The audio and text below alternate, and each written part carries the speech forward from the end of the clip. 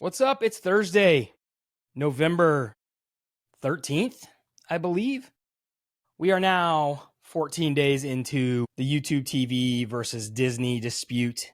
Obviously, by now, you are probably aware that Disney has pulled all of its channels from YouTube TV because YouTube TV and Google will not agree on a deal with Disney.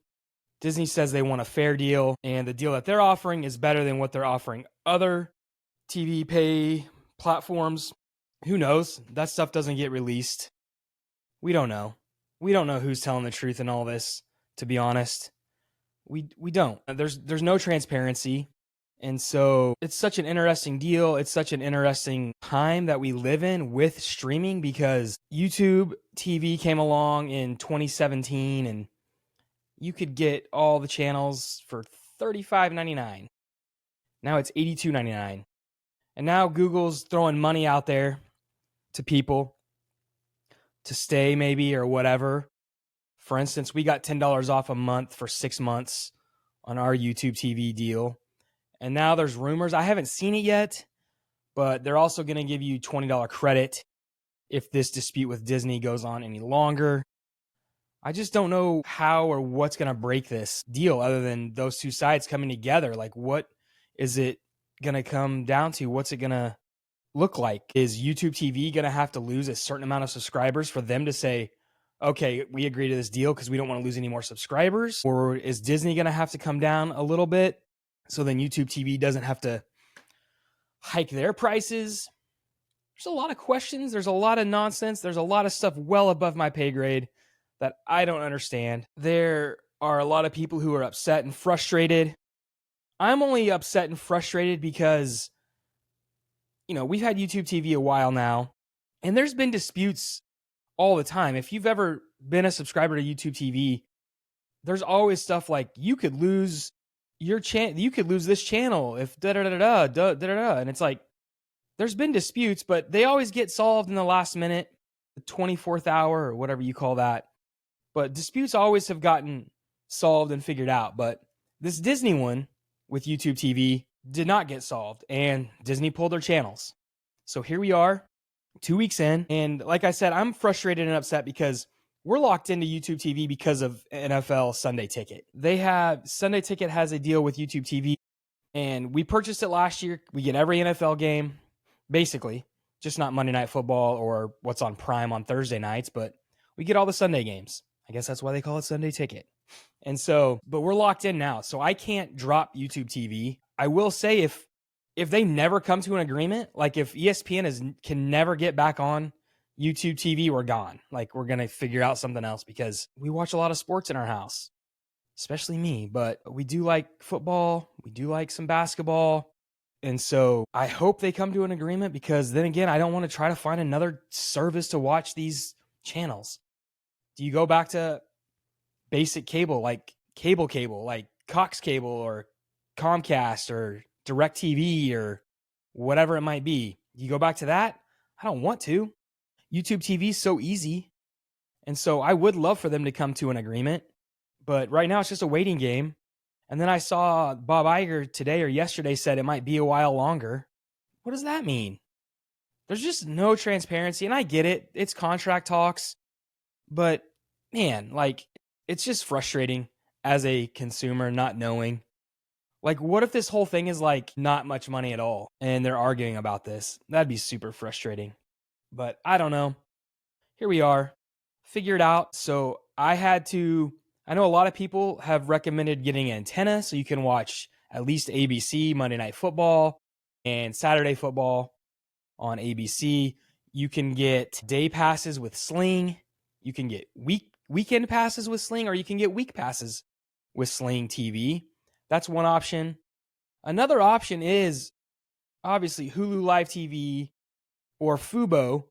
But the problem with that is if you're frustrated with Disney owns those companies. So if you're frustrated with Disney over this whole thing, going to one of those channels doesn't really solve anything other than you get your channels that you want, but you're still giving your money to Disney. So does it matter? Does it not? I don't know. It's kind of like that whole thing of like when people get all upset and they won't eat at a certain restaurant because they think a certain way or believe a certain way or whatever, I don't know. It's like that, I guess.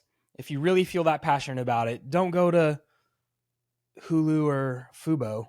If you really want to stick it to Disney, if you don't care and you just want your channels, those are your options. So I hope it gets worked out. I thought it was going to be worked out by last Monday. Well, 4 days ago, before Monday Night Football with the Eagles and the Packers. I was hoping it'd get solved by then. It did not. It's my choosing, obviously. I could go somewhere else. I could drop YouTube TV, which, like I said, if this doesn't get figured out in ESPN and all those Disney channels are off of YouTube TV, once the NFL season's over, we are probably going to drop YouTube TV, and we'll go from there. So, not the end of the world, but frustrating as a sports fan. And I know there's people out there who are like, dude, who cares? It's sports. I get that too. Like, I understand. But for us sports fans who have YouTube TV, it's pretty annoying. But it's also a business, and it's business. I get it. They'll figure it out. What else can we talk about? There's 2 big SEC games this weekend. Number 11, OU, goes to Tuscaloosa to take on number 4, Alabama. Bama is favored by 6.5. I think Bama will cover. I think Bama's angry, especially after just getting embarrassed last year in Norman. This game's back in Bama. I think Alabama's upset, mad, frustrated, and they're a better team than they were last year. But so is OU. But OU's offense has not been impressive in the last couple weeks. And I just think Alabama wins that game. I think they cover the 6.5. I'm going to say they win by 2 touchdowns. And then the other big game is an SEC game, and it's Texas going to Georgia. And that's number 10 versus number 5. Georgia's favored in that also by 6.5.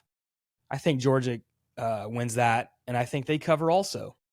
It's hard to go on the road in the SEC. I mean, obviously it can be done, but especially when you've got powerhouses like Alabama and Georgia who have been just dominating in the SEC for the last however many years. I think Texas and OU go into those places this weekend and lose. So should be some good games, though. Another game that I think is where game day is going, right, is Pittsburgh. Notre Dame at Pittsburgh, which they could have gone to Texas at Georgia or OU at Alabama, and they picked Notre Dame at Pitt. It just seems like a weird move to me, but they have their reasons. They've already been to enough SEC games as it is. I get that. But they could have gone to USC Iowa. It's a top 25 matchup. Why not? So a lot of college football on this weekend. It's hard to believe that we're already towards the end of the season in college football. There's only like 4 games left, 5 games left at the most. I mean, we're beyond the halfway mark. So that's wild to think about. Obviously, the NBA, I got to talk about my Thunder. It's Thunder Thursday, right?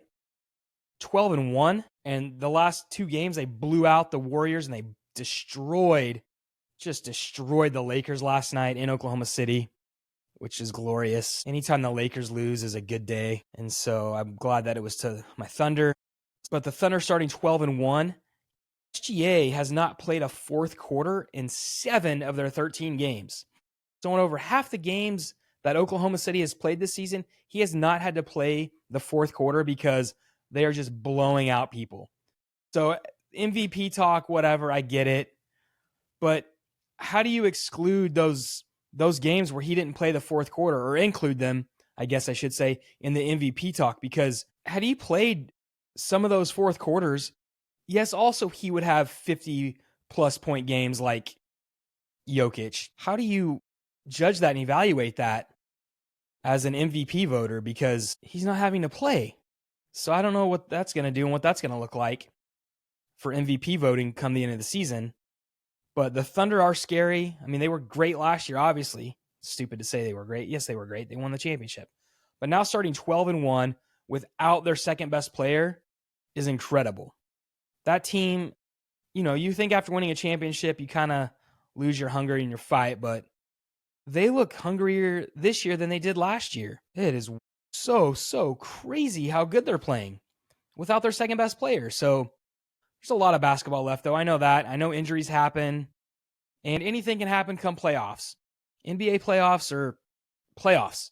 Anything can happen. So we will see. We will see.